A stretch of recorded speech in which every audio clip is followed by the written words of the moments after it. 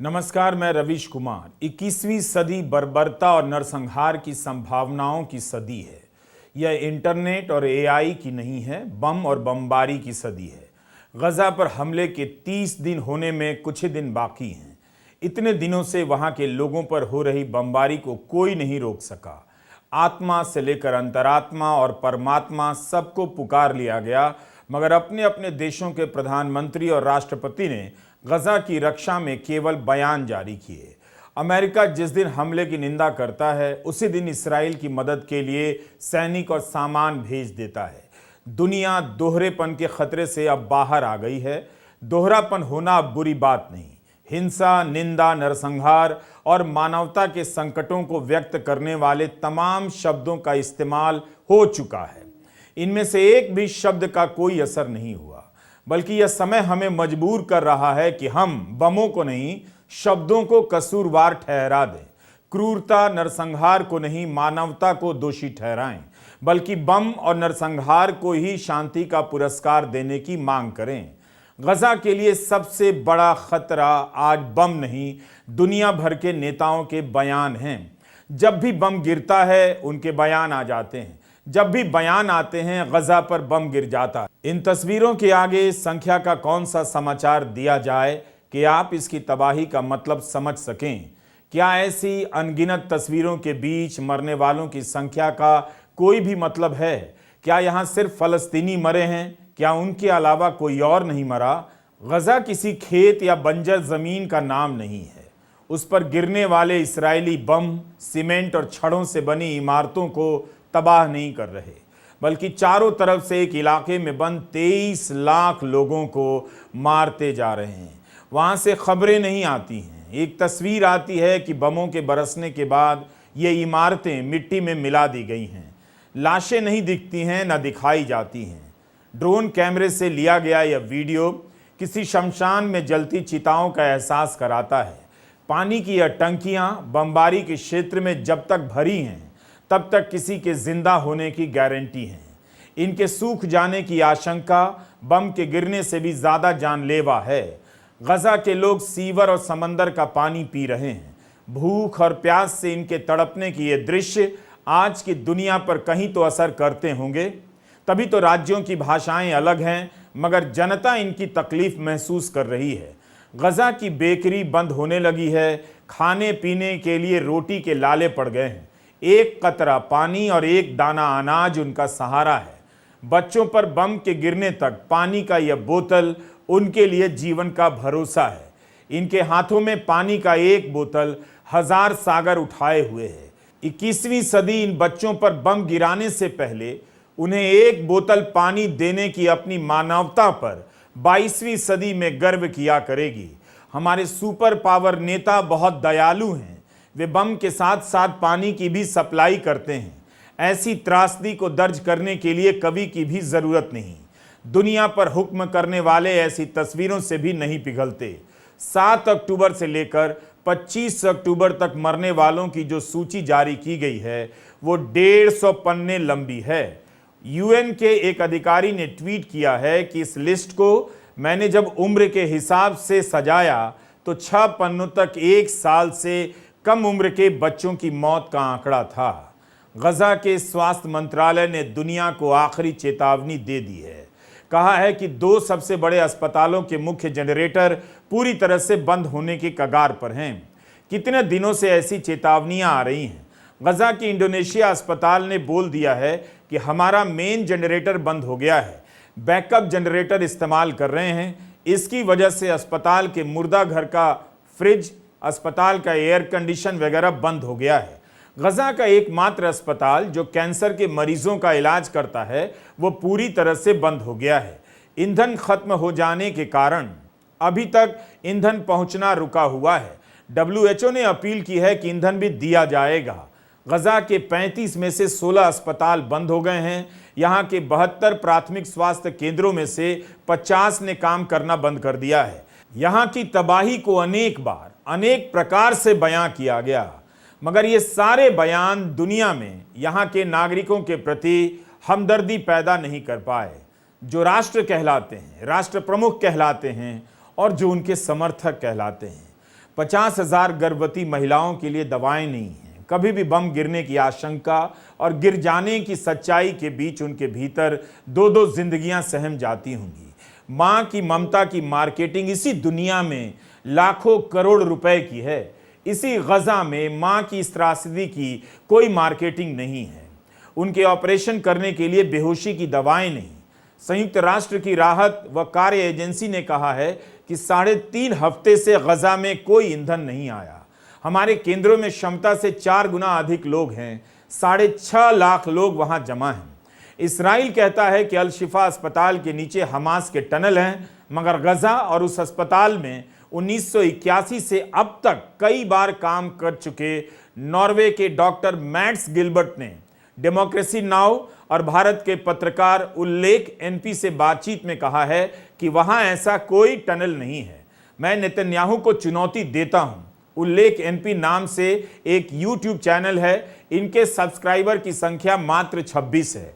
फिर भी ये पत्रकारिता का दायित्व निभा रहे हैं। जिस गोदी मीडिया को लोकतंत्र और मानवता के लिए खड़ा होना चाहिए, जिसे भारत की जनता हजारों करोड़ रुपए के विज्ञापन पहुंचाती है अपने टैक्स के पैसे से, वह चुप है। उसके स्टूडियो में ऐसी आवाजों की जगह नहीं। डॉक्टर गिलबर्ट और उनकी टीम गजा जाने के इंतजार में है, तैयार है। But Israel is claiming that Hamas uses these hospitals, some of which are places where you worked. They are accusing them of using hospitals as terror infrastructure, and they even said something like they are using it as command and control centers. I challenge Prime Minister Netanyahu to just put forward the proofs, the evidence. I have been working in Shifa Hospital on and off for 16 years. I have been walking freely around anywhere I want. I have taken pictures all over the hospital and filmed patients and patient cases. My camera has never been controlled, nor have my movements in the hospital been controlled. आप सभी की आंखों के सामने दुनिया की इतनी बड़ी आबादी मारी जा रही है। गजा के बच्चों, गर्भवती महिलाओं और वहां के लोगों के लिए अब कोई राष्ट्र नहीं है, बल्कि जो राष्ट्र हैं वही उनके लिए खतरा हैं। मुल्कों, राष्ट्रों और उनके प्रमुखों की अंतरात्मा नहीं होती। संयुक्त राष्ट्र की अंतरात्मा दिखाई दे गई, मगर उसका इन राष्ट्रों पर कोई असर नहीं पड़ा। कई बार लगता है कि इस संस्था को अपने आप ही खत्म कर लेना चाहिए, खुद को भंग कर लेना चाहिए। इस संस्था ने सब कुछ करके देख लिया, सब कुछ बोल कर देख लिया, कुछ नहीं हुआ। यह तब है जब गजा में संयुक्त राष्ट्र की संस्थाओं से जुड़े 70 से अधिक लोगों ने शहादत दी है। ये सभी संयुक्त राष्ट्र की राहत व कार्य एजेंसी UNRWA के लोग हैं। इनमें अलग अलग देशों के लोग शामिल हैं। रेड क्रॉस के 5 कर्मचारी मारे जा चुके हैं। क्रिश्चियन एड के भी 2 कर्मचारी मारे गए हैं। वे हमास नहीं थे, मगर मानवता के लिए उस जगह पर डटे रहे जहां से निकलने का कोई रास्ता नहीं। इसके बाद भी WHO से लेकर तमाम संस्थाएं ट्रक का ट्रक दवाएं और अन्य सामान लेकर गजा में जाने के लिए तैयार हैं, बल्कि जा रही हैं। डॉक्टर्स विदाउट बॉर्डर्स और अन्य डॉक्टरों ने कह दिया है, बम गिरे चाहे जो भी हो, हम नहीं जाएंगे, हम गजा में ही रहेंगे। इनके बलिदानों से भी गजा की आवाज राष्ट्र प्रमुखों की अंतरात्मा तक नहीं पहुंच रही। संयुक्त राष्ट्र मानवाधिकार आयोग के न्यूयॉर्क दफ्तर के निदेशक क्रेग मुखबिर ने अपने पद से इस्तीफा दे दिया। उन्होंने अपनी संस्था के रवैये के कारण इस्तीफा दिया। उनका कहना है कि गजा में इस्राएली सेना की जो कार्रवाई है वो जीनोसाइड, नरसंहार है। किताबों में नरसंहार को जिस तरह से परिभाषित किया गया है, ठीक उसी तरह से है। संयुक्त राष्ट्र कुछ भी करने में असफल रहा है। बोस्निया, रवांडा और म्यांमार में हुए नरसंहार के मामले में भी इसी तरह असफल रहा। मुखबिर 1992 से संयुक्त राष्ट्र के साथ काम कर रहे थे। नेतन्याहू की पार्टी की सांसद और पूर्व पब्लिक डिप्लोमेसी मंत्री गलित डिस्टेल अटबरयान का बयान है कि धरती से गजा को मिटा दो। गजा के शैतानों को इजिप्ट में भाग जाना चाहिए, उड़कर दक्षिण उत्तर की सीमाओं के पार चले जाना चाहिए, या फिर वे मारे ही जाएंगे। उनकी मौत बहुत क्रूर होने वाली है। इसका मतलब यही है कि गजा में कुछ भी नहीं बचेगा। अगर बमबारी नहीं रुकती है, नरसंहार की भाषा ही आज की भाषा बनी रहती है, तो इसी वक्त में गजा पर गिरने वाले बमों को छोड़ दीजिए, मरने वालों के नाम लिखे जाने चाहिए, उनकी संख्या गिनी जानी चाहिए, बार बार बताया जाना चाहिए और बार बार सुना जाना चाहिए। अगर युद्ध नहीं रुक सकता तो मरने वालों के बारे में जानकारी क्यों रुक जाए? सारी उम्मीद नैतिकता और मानवता से की जा रही है। इसी के भरोसे संयुक्त राष्ट्र कहे जा रहा है कि युद्ध अपराध है, युद्ध अपराध है। मगर दुनिया में अदालतें अब कहां बची हैं, साबित कौन करेगा, किसी को पता नहीं। तो जहां है वहीं खड़े खड़े बड़बड़ा रहे हैं। उधर एमनेस्टी इंटरनेशनल ने स्काई न्यूज से कहा है कि इस्राइल सफेद फास्फोरस का इस्तेमाल कर रहा है। 2 दिन के भीतर गजा के जबलिया रिफ्यूजी कैंप पर दूसरी बार हमला हुआ। करीब 200 लोगों के मारे जाने की खबर आई। इस्राइल ने कहा कि उसने हमला किया है क्योंकि हमास का कमांडर वहीं मौजूद था। हमास ने वहां होने से इनकार किया है। दूसरे हमले के बाद इस्राइल ने कहा है कि हमने जबलिया में हमास के कमांडर को मार लिया। हमास भी 7 अक्टूबर के हमले को दोहराने की बात कर रहा है। जबलिया गजा का सबसे बड़ा रेफ्यूजी कैंप है, सबसे ज्यादा घनत्व है। 1991-92 में 1.5 किलोमीटर की छोटी सी जगह में 65,000 से अधिक लोग रहते थे। UNRWA ने बताया कि आज की तारीख में यहां 1.25 लाख शरणार्थी हैं। असल संख्या इससे भी बड़ी है। यहां का 90% पानी इंसान के पीने लायक नहीं है। इस घटना की निंदा सबने की है। इसी तबाही में जब बड़े बड़े मुल्क इस्राइल की दोस्ती के लिए तरस रहे हैं, बोलिविया, कोलंबिया, चिली, जॉर्डन ने तल अबीब से अपने राजदूत बुला लिए हैं। स्पेन में गठबंधन की सरकार है। वहां की सामाजिक अधिकार मंत्री इयोने बेलेरा ने अपनी सरकार से मांग की है कि नेतन्याहू को अंतर्राष्ट्रीय अपराध न्यायालय में ले जाया जाए। इन्होंने ही पहले अपनी सरकार से इस्राइल से कूटनीतिक संबंध स्थगित करने की मांग की थी। स्पेनिश सरकार के मंत्री कह रहे हैं कि यह नरसंहार है। इस पर इस्राइल उन पर हमास के साथ होने का आरोप लगा रहा है। ऑस्ट्रेलिया की विदेश मंत्री ने कहा है कि इस्राइल के मित्र देश कह रहे हैं कि गजा में नागरिकों की जान की सुरक्षा करे तो उसे उनकी बात सुननी चाहिए। उन्होंने कहा कि दुनिया नागरिकों की मौत का जारी रहना स्वीकार नहीं करेगी, मगर उनकी हत्या तो अभी भी जारी है। ब्रिटेन के विपक्षी दल लेबर पार्टी के नेता केर स्टार्मर ने कहा है कि यह युद्ध विराम का समय नहीं है। इस बयान के बाद उनकी पार्टी के 30 पार्षदों ने इस्तीफा दे दिया अपनी पार्टी से। दिसंबर 2021 में अमेरिका के राष्ट्रपति बनने के बाद जो बाइडेन ने presidential initiative for democratic renewal नाम से एक प्रोजेक्ट शुरू किया ताकि दुनिया भर में लोकतंत्र और मानवाधिकार की रक्षा कर सके। बाइडेन केवल बयान दे रहे हैं। जिस इस्राइल को युद्ध ना करने की सलाह देते हैं उसी को बम पहुंचा रहे हैं। बाइडेन मजबूर राष्ट्रपति साबित होते दिख रहे हैं। जिन लोगों ने इनके भरोसे लोकतंत्र और उदारवाद की उम्मीद पाल रखी थी, उन्हें उम्मीद की जगह अब बकरी पाल लेनी चाहिए। विपक्ष के नेता और राष्ट्रपति पद के उम्मीदवार रह चुके बर्नी सैंडर्स ने सेनेट में बयान दिया है। उन्होंने कहा है कि कांग्रेस, प्रशासन और दुनिया को गजा के मामले में कार्रवाई करनी होगी। वहां के लोग भयानक हालात में जी रहे हैं। अपने एक लेख में उन्होंने कहा है कि इस्राइल के पास आत्मरक्षा का अधिकार है, लेकिन गजा में हजारों निर्दोष बच्चों, महिलाओं और पुरुषों को मारने का अधिकार नहीं। मगर बर्नी की निंदा भी हो रही है क्योंकि उन्होंने युद्ध विराम की बात नहीं की, मानवाधिकार ठहराव की बात की है। The humanitarian crisis is dire and getting worse by the minute. There must be a humanitarian pause now so that sufficient supplies, food, water, medicine, fuel can reach the people of Gaza. If not, thousands more will die needlessly. We cannot allow that to happen.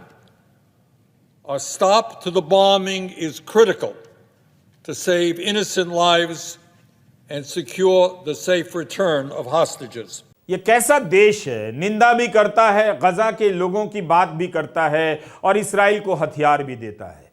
अरब देशों ने भी गजा को अकेला छोड़ दिया है। अरब देशों का नाम अलार्म देश रख देना चाहिए। इनका काम केवल अलार्म बजाना रह गया है कि युद्ध रुक जाए, बम ना गिरे, वरना हम अलार्म बजाते रहेंगे कि ईंट से ईंट बजा देंगे। या फिर अरब देशों का नाम पार्किंग नेशन रख देना चाहिए, जहां पश्चिम की सरकारें अपनी सेना और जहाजी बेड़े पार्क करती हैं। गजा पर जब से बमबारी हो रही है तब से सऊदी अरब निंदा ही कर रहा है। 22 देशों का समूह अरब देश कहा जाता है, मगर ये 22 देश एक दूसरे से काफी अलग हैं। इन सभी की ताकत होगी, प्रभाव भी होगा, मगर ये सब मिलकर गजा की रक्षा नहीं कर सके। अरब देश केवल सही बयान दे रहे हैं। बंधकों की रिहाई में कतर की भूमिका की बात सामने आई, मगर युद्ध विराम में कतर की कोई भूमिका नजर नहीं आती। हमले के 3 दिनों बाद संयुक्त अरब अमीरात ने कहा कि गजा पर जो बमबारी हो रही है उसका इसराइल और अमीरात के कारोबारी संबंधों पर असर नहीं पड़ेगा, क्योंकि हम राजनीति और कारोबार को नहीं मिलाते। 11 अक्टूबर को काहिरा में अरब लीग की बैठक हुई, जिसमें हमास के हमले की भी निंदा हुई और गजा में मारे जा रहे नागरिकों की भी। अरब लीग के विदेश मंत्रियों ने शांति की बात की, मगर इसका नतीजा कुछ नहीं निकला। याद रहे, यूएन में ट्यूनीशिया के अलावा हर अरब देश ने कनाडा के संशोधन का विरोध किया था। इस प्रस्ताव में मांग की गई कि हमास की निंदा की जाए, बंधक बनाए जाने की निंदा की जाए। गजा के अल अहली अस्पताल पर हमले के बाद अरब देश थोड़ी मुखरता से बोलने लगे कि युद्ध रुके। जॉर्डन भी अरब देश है, वह संयुक्त राष्ट्र में प्रस्ताव लेकर आता है कि युद्ध रुके, मगर अमेरिका के वीटो से पास नहीं हुआ। 120 देशों ने इसका समर्थन कर दिया, फिर भी इसका असर नहीं हुआ, प्रस्ताव गिर गया। सऊदी अरब ने गजा के जबलिया कैंप पर हमले की निंदा की है। उसके विदेश मंत्रालय ने इसे अमानवीय हमला बताते हुए कहा है कि यह अंतर्राष्ट्रीय समुदाय द्वारा इसराइल पर युद्ध विराम का दबाव नहीं बना पाने का नतीजा है। 18 अक्टूबर को इसी टाइप का बयान आया, जब अरब देशों के प्रमुखों ने बाइडेन से मिलने से मना कर दिया। उस समय सऊदी अरब के क्राउन प्रिंस मोहम्मद बिन सलमान ने कहा कि गजा पर की जा रही सीज फौरन रोकी जाए। उन्होंने नागरिकों पर हमले, बुनियादी इंफ्रास्ट्रक्चर और अनिवार्य सेवाओं पर बमबारी की निंदा की।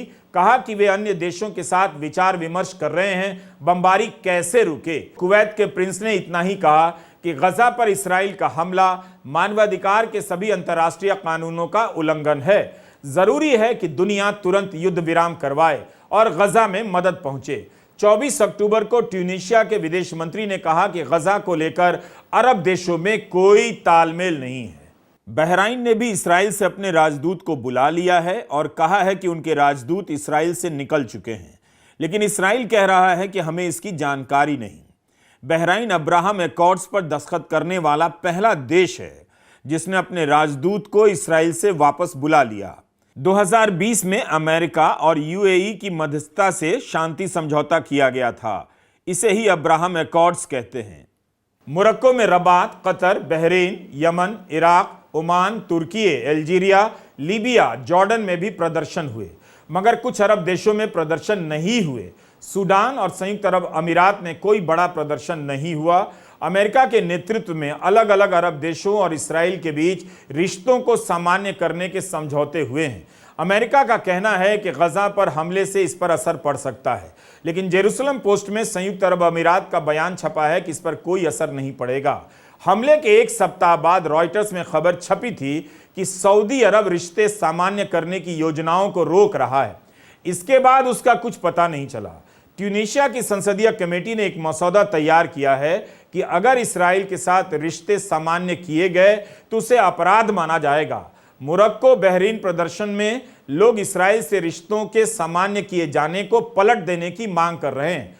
अरब देशों में जॉर्डन की मुखरता और उसका विरोध सबसे अलग है, मगर असर कुछ भी नहीं। जॉर्डन अमेरिका का सहयोगी देश रहा है, फिर भी अल अहली अस्पताल पर हमले के बाद उसने जो बाइडेन से मिलने से मना कर दिया। यह जॉर्डन है, यहां के पर्यटन मंत्रालय का यह वीडियो है। गजा से बिल्कुल सटे इस देश का जीवन कितना आकर्षक दिखता है। अगर सब कुछ सामान्य होता, फलस्तीन के पास स्वायत्त राष्ट्र होता, तो उसका जीवन भी इतना ही सुंदर होता। गजा पर गिरने वाले बमों के धमाके जॉर्डन में भी पहुंचते होंगे। इस देश का बयान भी सही है, मगर कौन जानता है कि सही बयान के पीछे किसके इरादे गलत हैं। जॉर्डन के किंग ने कहा कि पश्चिम ने अरब देशों को साफ साफ बता दिया है, फलस्तीनी जिंदगी कोई मायने नहीं रखती, उनके लिए इस्राइल ही सब कुछ है। मानवाधिकार की भी अपनी सीमा होती है। इसकी सीमा नस्ल के नाम पर खत्म हो जाती है, धर्म के नाम पर खत्म हो जाती है। जॉर्डन में गजा पर हमले के बाद कई बड़े प्रदर्शन हुए हैं। जॉर्डन ने इस्राइल से अपना राजदूत बुला लिया है, उससे कहा है कि वह भी जॉर्डन से अपना राजदूत बुला ले। 2019 में भी जॉर्डन ने अपने 2 नागरिकों के इस्राइल द्वारा हिरासत में लेने के बाद राजदूत बुला लिए थे। जॉर्डन में 30 लाख फलस्तीनी रहते हैं। यहां के विदेश मंत्री ने कहा है कि इस्राइल गजा के निर्दोष लोगों को मार रहा है। उसने अप्रत्याशित मानवीय त्रासदी पैदा कर दी है। इस्राइल और जॉर्डन के बीच जमीन और पानी को लेकर विवाद है, एक शांति समझौता भी है। जॉर्डन की रानी ने CNN की पत्रकार क्रिस्टियन अमानपोर से कहा है कि दुनिया का दोहरापन सामने आ गया है। 7 अक्टूबर के हमले के बाद दुनिया ने खुलकर इस्राइल का साथ दिया। इसके बाद जो कुछ भी हो रहा है उसे दुनिया चुप्पी के साथ देख रही है। पता चलता है कि पश्चिम के देश इस हमले में मिले हुए हैं। अरब दुनिया के लिए यह बहुत बड़ा धक्का है। अरब देशों के नए और पुराने बयानों में कोई फर्क नहीं। अगर कोई इनकी तरफ देख रहा है तो उसे सावधान रहना चाहिए। तुर्की में गजा के समर्थन में कितनी बड़ी रैली हुई, एर्दोगन का भाषण हुआ, मगर वहां की एक न्यूज वेबसाइट टर्किश मिनट ने रिपोर्ट किया है कि तुर्की और इस्राइल के बीच संबंधों में तनाव आने के बाद भी तेल के व्यापार पर असर नहीं पड़ा। जैसे चल रहा था वैसे ही चल रहा है। एर्दोगन ने कहा है कि इस्राइल का दिमाग खराब हो गया है, उसे जल्द से जल्द रोकने की जरूरत है। वो मानवता के खिलाफ अपराध कर रहा है। उन्होंने कहा कि मैं जेरूसलम को इंसाफ दिला कर रहूंगा। एर्दोगन ने अमेरिका और यूरोप को भी इन हमलों के लिए जिम्मेदार ठहराया और कहा कि जो गजा में युद्ध के अपराधों के लिए जिम्मेदार हैं उन्हें कानून का सामना करना होगा। सूत्रों के हवाले से रिपोर्ट हुआ है कि तुर्की ने इस्राइल पर हमले के बाद हमास के एक अधिकारी से चले जाने को कहा था। फिर कुछ दिनों के बाद एर्दोगन ने कहा हमास अपने देश की आजादी के लिए लड़ रहा है। तो ऐसा लगता है कि गजा के नाम पर अरब देशों को भाषण देने का मौका मिल गया है। वे तेल डिपो से ज्यादा कुछ भी नजर नहीं आते। इस तरह के लेख छप रहे हैं कि यह सब गजा को खाली कराने के लिए किया जा रहा है। विकीलीक्स ने हिब्रू वेबसाइट मेकोमिट को मिले एक दस्तावेज जारी किया है। यह दस्तावेज इस्राइल के खुफिया जानकारी मंत्रालय का बताया जा रहा है, ऐसा दावा किया गया है। विकीलीक्स ने कहा है कि इसे मंत्रालय के एक अधिकारी ने वेरीफाई किया है। 10 पन्ने के इस दस्तावेज को हमास के हमले के एक हफ्ते बाद जारी किया गया। इसमें गजा के नागरिकों को फलस्तीन से बेदखल कर इजिप्ट में उत्तरी साइनाई के इलाके में भेज देने का प्लान है। इसमें लिखा है कि सबसे पहले फलस्तीनी नागरिकों को जमीनी कार्रवाई से उत्तरी गजा से निकलने के लिए कहा जाएगा। उसके बाद उत्तर से लेकर दक्षिण गजा तक जमीनी कार्रवाई होगी। रफा के पास रास्तों को खाली छोड़ा जाएगा। उत्तरी साइनाई में टेंट शहरों को खड़ा किया जाएगा। उसके बाद शहर बनाकर इजिप्ट में फलस्तीनियों का पुनर्वास किया जाएगा। इजिप्ट कहता रहा है कि वह फलस्तीनियों को नहीं बसाएगा। ऐसा लगता है कि सब कुछ किसी तय स्क्रिप्ट के हिसाब से हो रहा है। अपने आप को सही दिखाने के लिए दुनिया के कई देशों ने फलस्तीन की मांग की बात उठा दी, मगर उनके सामने फलस्तीन का वजूद मिटाया जा रहा है। जब फलस्तीन ही नहीं रहेगा तब वे किस 2 नेशन की बात करेंगे, किससे करेंगे? आज की दुनिया की यह चुप्पी या फिर बोलने के नाम पर खाना पूर्ति आने वाले समय के लिए खतरनाक पैमाना बना रही है। दुनिया की जनता अपनी इस चुप्पी से अपने अपने देशों में राज्य को ही उसे ही कुचलने की नैतिक शक्ति दे रही है। जल्दी ही ये राज्य उन देशों में जनता को कुचलते नजर आएंगे। आज भी दुनिया इस खबर का पता लगा रही है कि जब हिटलर लाखों यहूदियों और गैर यहूदियों को मार रहा था तब वेटिकन के पोप क्यों चुप रहे? वॉल स्ट्रीट जर्नल में 2 दिन पहले रिपोर्ट छपी है कि पोप को लगता था कि जर्मनी जीत जाएगा, इसलिए चुप रह गए। आज भी वेटिकन के अधिकारी उस समय के पोप का बचाव करते हैं, कहते हैं कि उन्होंने जो भी स्टैंड लिया उससे यहूदियों की रक्षा हुई। लेकिन पोप फ्रांसिस ने 2020 में वेटिकन के आर्काइव्स की जांच कराई, तब उन्होंने कहा कि पोप ने यहूदियों की मदद की थी, मगर उन्होंने ज्यादा मदद बैप्टाइज कैथोलिक की। पोप पायस 12 ने 1939 से लेकर 1958 तक वेटिकन की अध्यक्षता की। उन्होंने अपने सार्वजनिक टिप्पणियों में नाज़ी नरसंहार की कभी गंभीर निंदा नहीं की। मौजूदा पोप फ्रांसिस ने कहा है कि इस्राइल और फलस्तीन के लिए 2 स्टेट समाधान जरूरी है ताकि ऐसे युद्ध को रोका जा सके और जेरूसलम को विशेष राज्य का दर्जा दिया जाए। पोप फ्रांसिस ने कहा कि इन दोनों को साथ में रहना है तो यही बेहतर समाधान है। मगर दो राष्ट्र की बात की जा रही है, पहल कहां हो रही है? चुप रहने और बोलने वालों के बीच दुनिया बंट गई है और बम बरसाने वालों के हाथ में दुनिया चली गई है। नमस्कार, मैं रविश कुमार।